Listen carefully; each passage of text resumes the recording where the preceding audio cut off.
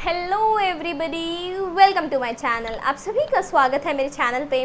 और इस वीडियो में हम बात करेंगे हमारे सीटेट 2022 के मैथ्स के मोस्ट इम्पॉर्टेंट क्वेश्चंस की। जैसे कि आपको पता है आपकी मैथ्स जो है वो 30 मार्क्स की रहने वाली है, जिसमें से आपका 15 मार्क्स का कंटेंट आएगा। तो उस कंटेंट में से ही जो आपके इम्पोर्टेंट क्वेश्चंस हैं जो ज़्यादातर सीटेट में देखे गए हैं, सीटेट के प्रीवियस ईयर क्वेश्चन पेपर मैंने एनालाइज़ किया और उसमें से जो मुझे इंपॉर्टेंट क्वेश्चंस लगे उन क्वेश्चंस की हम बात इस वीडियो में करेंगे। तो ये मोस्ट इंपॉर्टेंट क्वेश्चन की सीरीज़ जो है ये चलती रहेंगी और इनकी जो वीडियोस हैं वो आपको प्लेलिस्ट में मिल जाएंगी सीटेट मैथ्स नाम से। जो हमारे चैनल पे आपको सीटेट का सभी कंटेंट मिलेगा, CTET CDP, CTET EVS, CTET English, मतलब हर कंटेंट आपको देखने को मिलेगा। तो उसके सभी नाम से मैंने प्लेलिस्ट बना रखी है, आप प्लेलिस्ट में जाके चेक कर सकते हो। और इस वीडियो में हम बात करेंगे सीटेट जो कि आपका सेंट्रल टीचिंग एलिजिबिलिटी टेस्ट होता है उसकी बात करेंगे, और इसमें हम मैथ्स के MIQ means most important questions की बात करेंगे। तो मैं आपको क्वेश्चन रीड करूंगी, उसका सॉल्यूशन बताऊंगी, तो आपको इससे आइडिया लग जाएगा कि इस तरह के क्वेश्चंस आने वाले हैं। तो क्वेश्चन नंबर 1 है, the sum of any two whole numbers will be a whole number. तो क्वेश्चन पे पढ़ने से पहले मैं आपको एक बात बताना चाहूँगी कि हमारा टेलीग्राम चैनल भी है। तो अगर आप नए हो तो हमारे टेलीग्राम चैनल पे जुड़ सकते हो। वहाँ पे मैं मोस्ट इंपॉर्टेंट क्वेश्चन सेंड करती हूँ, काफ़ी मटेरियल वहाँ पे मैं आपको एजुकेशन से रिलेटेड प्रोवाइड करती हूँ। आप हमारा चैनल सब्सक्राइब कर सकते हो अगर आप हमारे चैनल पे नए हो, और बेल आइकन को प्रेस कर लीजिए ताकि सभी लेटेस्ट नोटिफिकेशंस आपके पास टाइम से पहुँचती रहें।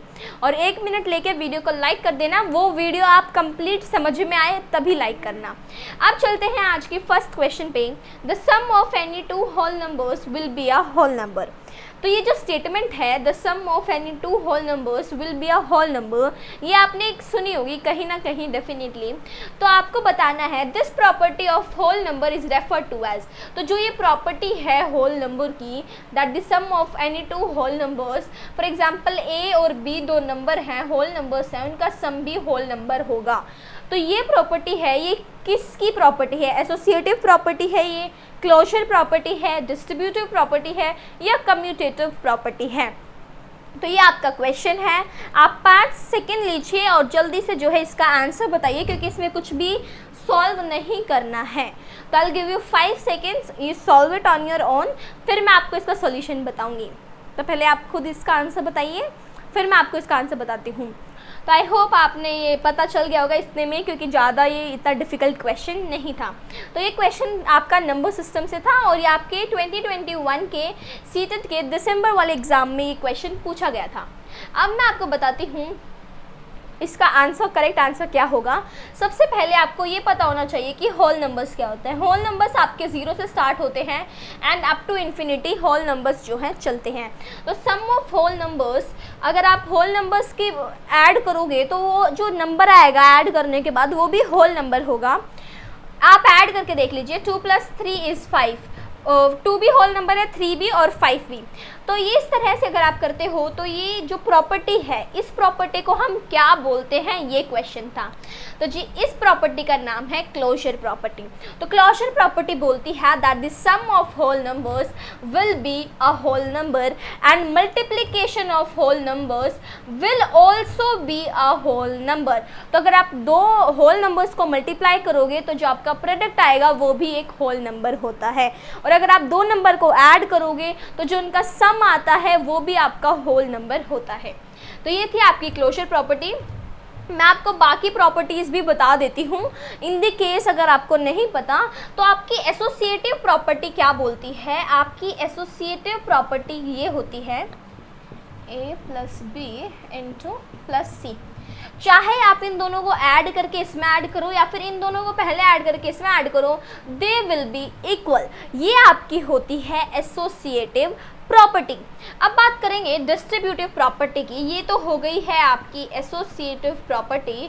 उसके बाद बात करेंगे डिस्ट्रीब्यूटिव प्रॉपर्टी। डिस्ट्रीब्यूटिव प्रॉपर्टी आपकी बोलती है, फॉर एग्जाम्पल इसे आप ऐसे लिख सकते हो A × B + A × C। अगर आप इन दोनों को सम करके इससे मल्टीप्लाई करोगे वो इक्वल होगा इन दोनों को मल्टीप्लाई करके फिर सम करो। ये आपकी होती है डिस्ट्रीब्यूटिव प्रॉपर्टी। अब बात करेंगे कम्यूटेटिव प्रॉपर्टी। तो आपकी जो कम्यूटेटिव प्रॉपर्टी होती है वो कम्यूटेटिव प्रॉपर्टी आपकी बोलती है a plus B is equals to B plus A. या तो आप 1 प्लस 2 लिखो या फिर 2 प्लस 1। 1 प्लस 2 भी आपका 3 होता है, 2 प्लस 1 भी आपका 3 होता है। सेम आपका मल्टीप्लिकेशन में रहता है b इंटू ए। या तो आप 1 इंटू 2 करो वो भी 2 होगा और आपका 2 इंटू 1 भी 2 होगा। ये आपकी होती है कम्यूटेटिव प्रॉपर्टी। और आपकी एक्सक्लोजर प्रॉपर्टी तो आपको पता ही चल चुका है, a plus B will be whole number and a into B will also be a whole number. तो ये थी आपकी 4 प्रॉपर्टी होल नंबर्स की जो कि आपको पता होना चाहिए। इससे रिलेटेड जो है क्वेश्चंस देखे गए हैं। तो ये आपकी नॉलेज के लिए काफ़ी इंपॉर्टेंट क्वेश्चन था एंड आई होप आपको जो है अब समझ आ गया होगा। जिन बच्चों को पहले से नहीं पता था अब उन्हें पता चल गया होगा कि इसका करेक्ट आंसर जो बनता है वो बनता है क्लोजर प्रॉपर्टी। अब चलते हैं नेक्स्ट क्वेश्चन पे। आपका सेकेंड क्वेश्चन है, ध्यान से क्वेश्चन को रीड करना है। The sum of first 5 consecutive number is 20। लगातार 5 नंबर का सम जो है 20 है। नंबर लेते हैं, एक नंबर लेते हैं x, अगला नंबर होगा x प्लस 1, x प्लस 2, एक इसके पीछे का लेते हैं x माइनस 1, x माइनस 2। ये आपकी हो गई है 5 नंबर, 1 2 3 4 5। तो आपको अब क्या करना है, इनका सम करना है। इनका सम क्या है 20। तो अगर आप इन्हें ऐड करते हो, अगर आप इन्हें ऐड करते हो सभी नंबर्स को, तो लेट्स सी क्या आता है, लेट्स सी क्या आता है। ध्यान से ऐड करना है इन नंबर्स को। -2 से जो है 2 कट चुका है, अगर आप देखोगे इज इक्वल्स टू क्या था हमारे, इज इक्वल्स टू 20 था। -2 से +2 कट चुका है और +1 से हमारा -1 से जो है हमारा +1 कट हो चुका है। अब हमारे पास सिर्फ x बचे हैं, 1x 2x 3x 4x 5x। So 5x is equals to 20 and x is equals to 20 by 5। x की वैल्यू आ गई 4। चलो इतना पता चल गया, x की वैल्यू 4 है। नेक्स्ट क्वेश्चन है, what is the sum of first 3 number. अब हमें पहले 3 नंबर का सम बताना है, इन तीनों का जो है हमें सम बताना है। x की वैल्यू हमारे पास आ चुकी है 4। अब चलो करते हैं आगे का इसे सॉल्व। x की वैल्यू क्या आ चुकी है 4। तो अगर आप इसमें पुट करोगे x minus 2 plus x minus 1 plus x, ये क्या हो जाएगा आपका सम ऑफ 3 नंबर्स। और अगर आप x की जगह पे 4 पुट करते हो, 4 माइनस 2 प्लस 4 माइनस 1 प्लस 4, अगर आप इसे अब सॉल्व करोगे तो जो है आपका करेक्ट आंसर जो है आ जाएगा। लेट्स सी कि आंसर क्या आता है। 4 minus 2 is 2 and 4 minus 1 is 3 and 4. 4 plus 3 5 6 7 8 9 and the correct option is option number D। तो जो ये क्वेश्चन था आपको ये क्वेश्चन इस तरह से करना था और इसको सॉल्व करने के बाद जो हमारा करेक्ट आंसर आता है वो आता है option number D, that is 9। तो इस तरह के क्वेश्चंस जो हैं आपके एपी से रिलेटेड क्वेश्चंस आपके जो हैं देखे गए हैं सीटेट के एग्ज़ाम में। तो इस तरह के क्वेश्चंस बच्चों ज़्यादा से ज़्यादा प्रैक्टिस करो। अब चलते हैं नेक्स्ट क्वेश्चन पे। A wire is in the form of square. तो एक वायर है, एक तार है जो स्क्वायर की फॉर्म में है, whose area is 144 centimetre square. और क्या एरिया दे दिया उसका 144 सेंटीमीटर स्क्वायर। अब क्या करा, उस सेम वायर को इन्होंने रेक्टेंगल की फॉर्म में जो है एनक्लोज कर दिया। तो जो वायर पहले स्क्वायर की फॉर्म में थी उसे अब रेक्टेंगल की फॉर्म में बना दिया और इसकी हमें लेंथ दे दी है 16 सेंटीमीटर। और हमें इस रेक्टेंगल का एरिया बताना है। हमें क्या बताना है, एरिया बताना है रेक्टेंगल का। पहले क्वेश्चन को बहुत ध्यान से समझना है। स्क्वायर का एरिया दे रखा है 144। आपको पता है स्क्वायर का एरिया होता है साइड स्क्वायर 144 और आप x लेके चलें तो जो है आपकी x की वैल्यू आ जाएगी आपकी 12, क्योंकि 12 होता है 144। और अगर आप देखोगे जो स्क्वायर का एरिया होता है, एरिया ऑफ स्क्वायर आपका होता है साइड इंटू साइड, इसका मतलब है साइड स्क्वायर, और अगर हम साइड को x लेके चलते हैं तो x स्क्वायर इज 144, और इसको अगर हम वहाँ पे x स्क्वायर को और रूट को हटा देंगे तो ये आ जाएगा 12। तो आपकी एक साइड जो है स्क्वायर की वो होती है आपकी 12 आ चुकी है। अब हमें क्या फाइंड करना है, एरिया फाइंड करना है ऑफ रेक्टेंगल। एरिया क्या होता है रेक्टेंगल का, लेंथ इनटू ब्रेड्थ हमें पता नहीं है, ब्रेड्थ फाइंड करनी है। अब क्या करेंगे, अब हम इसमें क्या करेंगे, स्क्वायर का जो पेरीमीटर का फॉर्मूला होता है 4 इंटू साइड। देखिए एक वायर है, वायर की लेंथ सेम रहेगी चाहे वो स्क्वायर में हो चाहे वो रेक्टेंगल में हो, क्योंकि सेम वायर को कन्वर्ट करें तो इन दोनों का जो पेरीमीटर है वो इक्वल होगा, इन दोनों का पेरीमीटर जो है इक्वल होगा। तो स्क्वायर का पेरीमीटर होता है 4 इंटू साइड, और आपकी साइड है 12, तो 4 इंटू 12 जो होगा आपका पेरीमीटर होगा स्क्वायर का, मल्टीप्लाई करके लिख लीजिए 4 2 ज़ा 8, 4 1 ज़ा 4, तो 12 4 ज़ा आपका होता है 48, और आपका जो 48 सेंटीमीटर स्क्वायर है वो आपका आ गया है पेरीमीटर। अब क्या होगा, जो पेरीमीटर स्क्वायर का है वो ही पेरीमीटर आपका रेक्टेंगल का होगा।